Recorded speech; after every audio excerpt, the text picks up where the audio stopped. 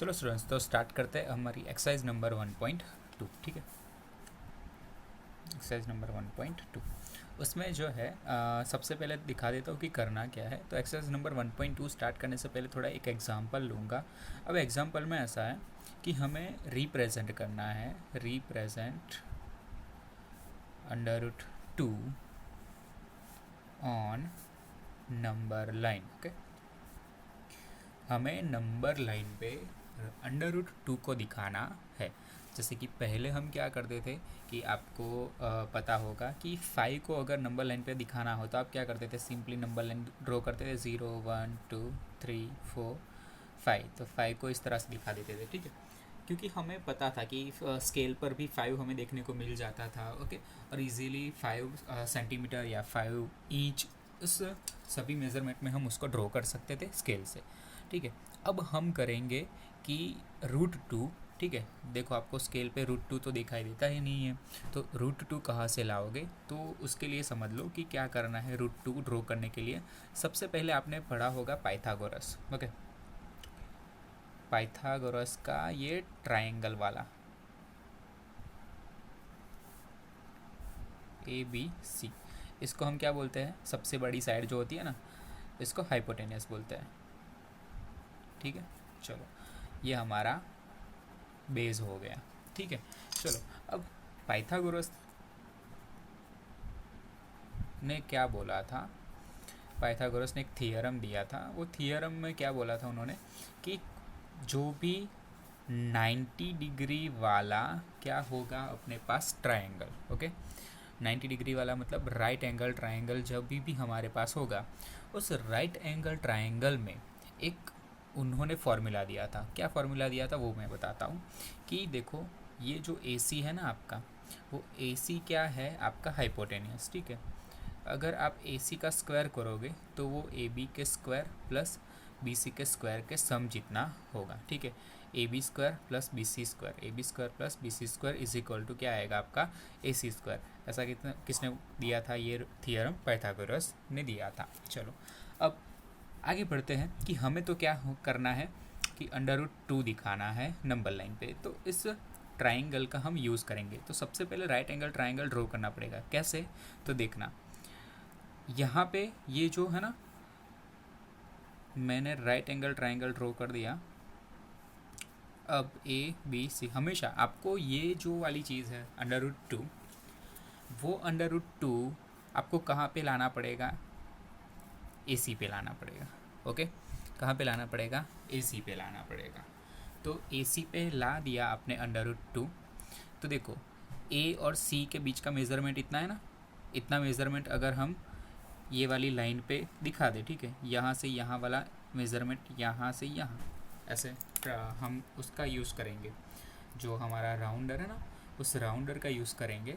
और उस राउंडर के यूज़ से हम क्या कर पाएंगे कि उस अंडर रूट 2 वाले मेज़रमेंट को नंबर लाइन पे रिप्रेजेंट कर पाएंगे। ठीक है, तो देखो ये राउंडर मैंने ले लिया। अब ये A से C वाला मेज़रमेंट कितना है अंडर रूट 2 का? तो ये मैं यहाँ पे ऐसे रख दूँगा, तो ये वाला जो मेज़रमेंट बन जाएगा अंडर रूट 2 बन जाएगा। अब देखो ये अंडर रूट 2 कैसे आएगा? AC का मेज़रमेंट अंडर रूट 2 कैसे आएगा वो समझो।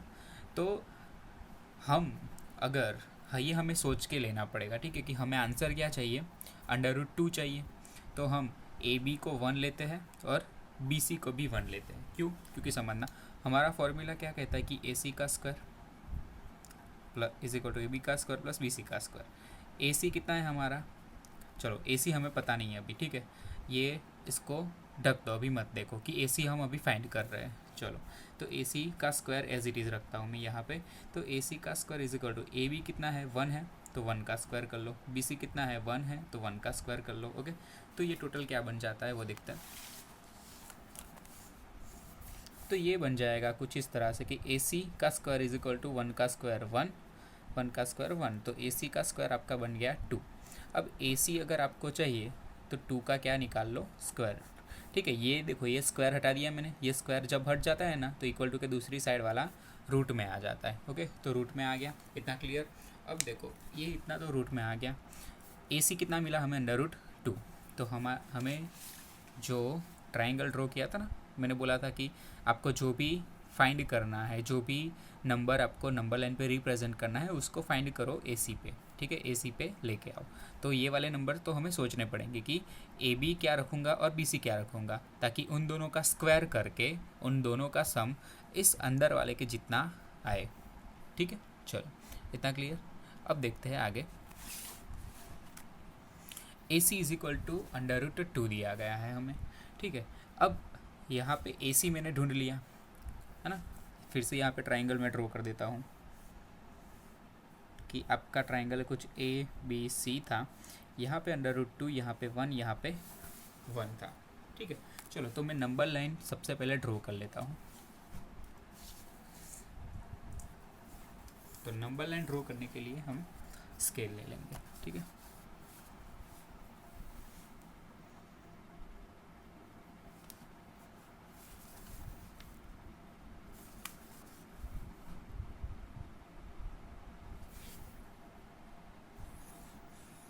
चलो अब देखो ये मेरा यहाँ पे 0 बनेगा। अब है ना, आप क्या कर सकते हो पता है, 2 centimetre is equal to 1 unit ले सकते हो, 3 सेंटीमीटर, 1 सेंटीमीटर, कुछ भी ले सकते हो। लेकिन अगर आपने यहाँ पे देखो, मैंने यहाँ पे स्केल क्या लिया पता है, ये स्केल लेने की ज़रूरत क्यों है, क्योंकि अच्छे से ड्रॉ करना आपको आ जाए। बाकी 1 सेंटीमीटर इज इक्वल टू यहाँ पे जहाँ पे 1 सेंटीमीटर है वहाँ पे 1 पॉइंट लगा सकते हो, दूसरे पे दूसरा पॉइंट लगा सकते हो। तो मैंने यहाँ पे स्केल ले रहा हूँ कि 2 centimetre is equal to 1 unit गिन रहा हूँ, ठीक है। चलो तो ये 1 यूनिट गिना मैंने, फिर 4 जो है उस 4 पे मेरा दूसरा यूनिट आएगा, 6 पे मेरा तीसरा यूनिट आएगा, ठीक है, 8 पे मेरा 4th यूनिट आएगा। तो इस तरह से मैं लिख लेता हूँ यहाँ पे 0, ये 1 यूनिट, ये 2, ये 3, ये 4। देखो हमें BC का मेज़रमेंट 1 रखना है और AB का मेज़रमेंट भी 1 रखना है। तो ये समझ लो मेरा कि ये क्या है, BC, ठीक है। BC मेरा ये ड्रॉ कर लिया मैंने। बाकी क्या रहा, AB ड्रॉ करना है ना। तो AB ड्रॉ करने के लिए AB का भी कितना मेज़रमेंट चाहिए, 1 यूनिट, ओके। तो AB का 1 यूनिट तो इस तरह से होगा। तो 2 यहाँ पे रखते हैं, ठीक है, क्योंकि देखो 1 यूनिट ड्रॉ करना है तो हमने 2 centimetre is equal to 1 unit लिया था। तो 2 सेंटीमीटर पे रखेंगे स्केल और सीधी लाइन ड्रॉ कर देंगे। तो ये बन गया हमारा AB, ठीक है, ABC बन गया। अब अगर हम A और C को जॉइंट करते हैं, है ना, तो ये जो बन के आएगा वो √2 बन के आएगा। क्या बन के आएगा, √2। अब जब हमने √2 बना लिया है तो इस √2 को हमें इस सीधी लाइन पे बताना है ना। तो सीधी लाइन पे बताने के लिए क्या करोगे आप, A और C इतना मेज़रमेंट लोगे। इतना कितना है, √2। फिर ऐसे डैश वाली लाइन ड्रॉ करके नीचे ले आओ, ठीक है। तो यहाँ पर जो टच हुआ तो आप बोल सकते हो 0 से यहाँ तक का जो डिस्टेंस है ना वो कितना है, √2 है। कितना है, √2 है। हो गया। चलो उसी तरह से आप कोई भी नंबर, ऐसे इरेशनल नंबर को कहाँ पे दिखा सकते हो, नंबर लाइन पे दिखा सकते हो। जैसे कि अगर मुझे √3 दिखाना है तो √3 के लिए क्या करूँगा, तो समझना। √3 के लिए देखो ये वाली आपको एक लाइन दिख रही है 2, ये 2 वाली ना, 2 वाली ब्लैक डार्क लाइन ना, ये जो आपको मैं दिखाऊं, ये वाली लाइन, ये जो ब्लैक लाइन में देखिए, है ना। चलो तो ये वाली ब्लैक लाइन है ना, वो ब्लैक लाइन और मेरी √2 की ये वाली ब्लैक, ठीक है, √2 वाली ये लाइन, उन दोनों को मैं मैच करूँगा। मैच किया और आगे यहाँ सीधा एक लाइन ड्रॉ करो। तो देखो ये √2 और ये वाली लाइन के बीच में मेरा 90 डिग्री का एंगल बन जाता है, ओके। अगर आप देखो ये मैंने 1 यूनिट रखा, ये मैंने √2 रखा और इन दोनों को मैं जॉइंट करता हूँ तो यहाँ पर मेरा क्या बन के आएगा, √3। उसी तरह से अगर आप 1 सेंटीमीटर आगे जाओगे तो √4 देखने को मिलेगा। उसी तरह से 1 सेंटीमीटर, 1 यूनिट जैसे ही आगे जाते जाओगे तो आपको क्या मिलता जाएगा, हर बार रूट वाला नेक्स्ट वाला नंबर मिलता जाएगा, √3, √4, √5, √6। चलो तो ये देखो यहाँ पे मैं नाम दे देता हूँ, ये है ए सी और ये डी नाम दे देता हूँ, है ना। तो हमारा जो नंबर रिप्रेजेंट करना है ना, वो हमेशा हाइपोटेनियस पे आना चाहिए। पता चल गया हाइपोटेनियस क्या होता है। तो ये जो सबसे बड़ी लाइन होती है ना ट्राइंगल में, राइट एंगल ट्राइंगल में, वो हमारे लिए क्या कहलाता है, हाइपोटेनियस कहलाता है। ओके, चलो इतना क्लियर। अब देखते हैं एक्सरसाइज। अब एक्सरसाइज में क्या बोला है,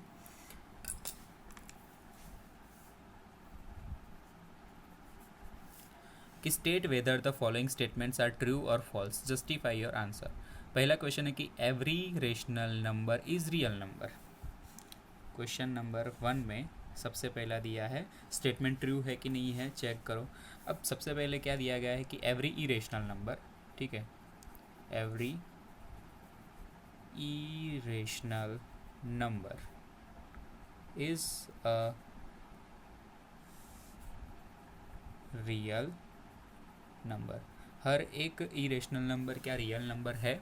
चलो, तो ये कैसे पता करोगे कि हर एक इरेशनल नंबर रियल नंबर है कि नहीं है।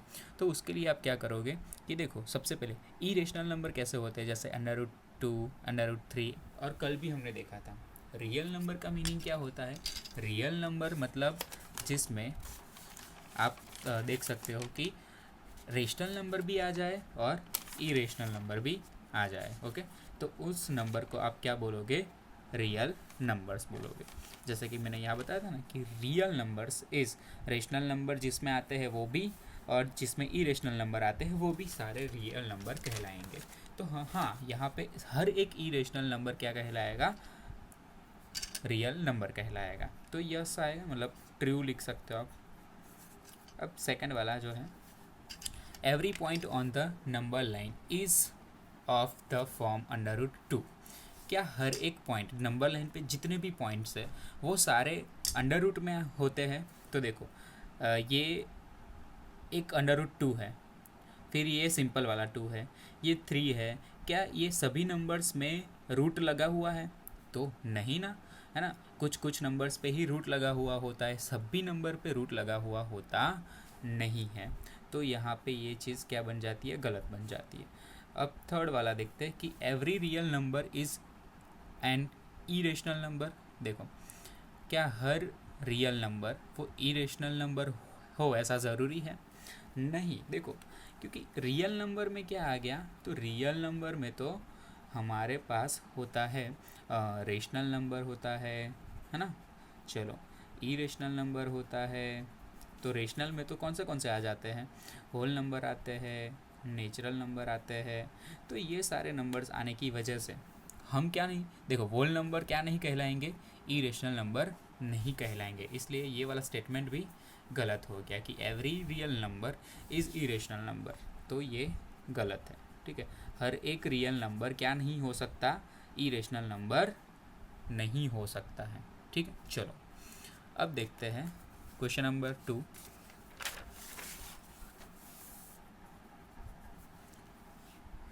Are the square roots of all positive integers irrational?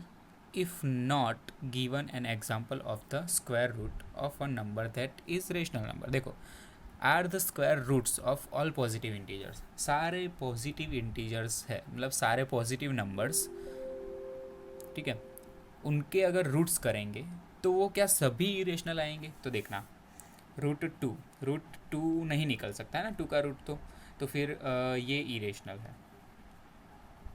चलो, फिर √3 ये भी इरेशनल है। फिर √4, तो √4 का तो निकल जाता है, 2 निकल जाता है ना, तो ये तो हमारा रेशनल नंबर हो गया। कौन सा नंबर हो गया, रेशनल नंबर हो गया। अब √5 ये हमारा इरेशनल नंबर हो गया, है ना। √6 भी हो गया, √7 हो गया, √8 हो गया। चलो, √9, तो √9 का तो निकलेगा √3। तो देखो, यहाँ पे स्क्वायर रूट निकल रहा है, यहाँ पे स्क्वायर रूट निकल रहा है। तो उन्होंने तो ऐसा बोला है कि पूछा है उन्होंने कि are the square roots of all positive integers, सारे पॉजिटिव इंटीजर्स के स्क्वायर रूट क्या इरेशनल है, तो नहीं। ठीक है, no. Square roots of all positive integers is not irrational. Okay, सारे इरेशनल नहीं होते हैं।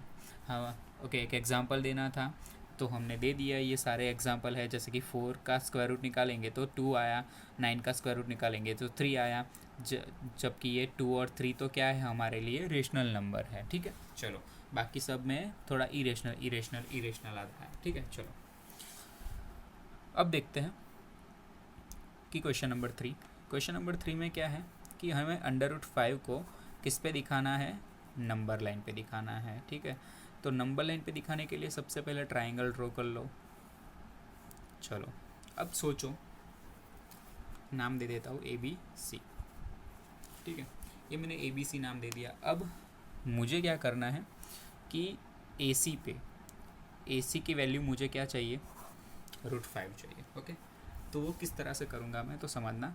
AC का square is equal to AB का स्क्वायर प्लस BC का स्क्वायर। अब आप है ना AB की वैल्यू और BC की वैल्यू ऐसी लेट करो जिनका स्क्वायर करने के बाद हमारा आंसर 5 आए, सिर्फ 5। ठीक है, चलो तो एक तो कौन सा हो सकता है हमारे लिए कि अगर हम AB को है ना AB को लेट कर लेते हैं √3। ठीक है, चलो √3 कर सकते हैं ना, तो 3 का √3 का स्क्वायर क्या हो जाएगा, 3 हो जाएगा। चलो तो अगर मतलब AB की जगह मैंने यहाँ पे √3 रखा तो √3 का स्क्वायर 3 हो जाएगा। और 3 में अभी कितने बाकी हैं, तो 3 में अभी आप ऐड कर सकते हो √2 है ना, तो √2 ऐड कर सकते हो। तो यहाँ पे मैंने √2 ऐड कर दिया। ठीक है, चलो तो √2 ऐड करने से 3 का √3 का स्क्वायर 3, √2 का स्क्वायर 2, ये 5 आ गया। ये AC का स्क्वायर आया 5। ओके, AC का स्क्वायर 5 आया, हमें AC की वैल्यू चाहिए तो स्क्वायर हट जाएगा और √5 हो जाएगा। तो ये मैंने AC की वैल्यू ला दी कितनी, √5। और भी बहुत तरीके हैं ला सकते हो आप, जैसे कि हम यहाँ पे AB इज इक्वल टू ले लेते हैं कि 2। ठीक है, चलो AB नहीं, मैं BC इज इक्वल टू 2 ले लेता हूँ। ओके, चलो 2 यूनिट ले लेता हूँ। तो 2 देखो, BC की जगह 2 को रखो है ना, दूसरी बार यहाँ पे AC square AB square plus BC square. यहाँ पे BC की जगह अगर 2 रखेंगे तो 2 का स्क्वायर 4 हो जाएगा। ओके, बाकी कौन रहा, 1, तो 1 यूनिट। तो ये AB जो है हमारा 1 है, BC जो है हमारा 2 है। चलो तो 1 का स्क्वायर 1 रहेगा, 2 का स्क्वायर 4 हो जाएगा, और ये दोनों मिलके 5 बना देंगे। लेकिन AC का स्क्वायर, AC की वैल्यू A स्क्वायर हट जाएगा, तो यहाँ पे क्या लग जाएगा, स्क्वायर रूट। तो इस तरह से आया कि अगर हम BC को, ठीक है ये दूसरा ट्राइंगल मैं ड्रॉ कर देता हूँ, BC को बनाए 2 यूनिट जितना, ठीक है, और AB को बनाए हम 1 यूनिट जितना, तो हमारा ये जो AC बनेगा ना वो √5 जितना बनेगा। ठीक है, चलो तो ड्रॉ करते हैं। यहाँ पर भी मैं स्केल इसी तरह से लूँगा जब पहले मैंने लिए था, कि स्केल मैं लूँगा कि 2 centimetre is equal to 1 unit लूँगा। ठीक है, चलो तो यहाँ पे मैं ड्रॉ करता हूँ। ये मेरा 0, ये मेरा 1, ये मेरा 2, ये 3, ये 4। ठीक है, चलो 0 1 2 3 4। तो इस तरह से हमने क्या किया है, नंबर लाइन ड्रॉ किया है। अब ट्राइंगल जो हमने ड्रॉ किया था ना वहाँ पे, वो इस तरह से था कुछ ABC। ठीक है, तो BC हमारा 2 था, AB हमारा 1 था, और यहाँ पे क्या था, √5 था। तो BC इज इक्वल टू 2 है, तो BC इज इक्वल टू 2 है, तो BC मैं नीचे रखूँ तो यहाँ तक आएगा 2। ओके, और AB मेरा 1 है, तो AB मेरा 1 करने के लिए मैं यहाँ से 1 यूनिट ड्रॉ कर लेता हूँ। ठीक है, ये मेरा हो गया 1 यूनिट ड्रॉ। अब ये मेरा A है, ये मेरा मान लो कि ये मेरा बी है और ये है मेरा सी। अब ए और सी को जॉइंट करेंगे तो ए और सी कितना मिलेगा, √5 के जितना मिलेगा। अब आपको अगर इसको यहाँ पे इस सीधी लाइन पे दिखाना है तो 0 से यहाँ तक का मेज़रमेंट लो, फिर नीचे उतारो उसको डॉट डॉट करके, है ना। तो ये जो आपको मिल रहा है वो मिल रहा है आपको यहाँ पे मिल रहा है √5। क्या मिल रहा है, √5। तो इस तरह से आप √5 को दिखा सकते, ठीक है। तो यहाँ तक आपकी एक्सरसाइज ख़त्म होती है। क्वेश्चन नंबर 4 जो है ना वो एक्टिविटी है और वो मैंने अभी कराई कि √2 ड्रॉ किया था ना, उसके बाद √3 कैसे ड्रॉ करते हैं वो भी मैंने आपको दिखाया, ठीक है। चलो तो अब बाकी की एक्सरसाइज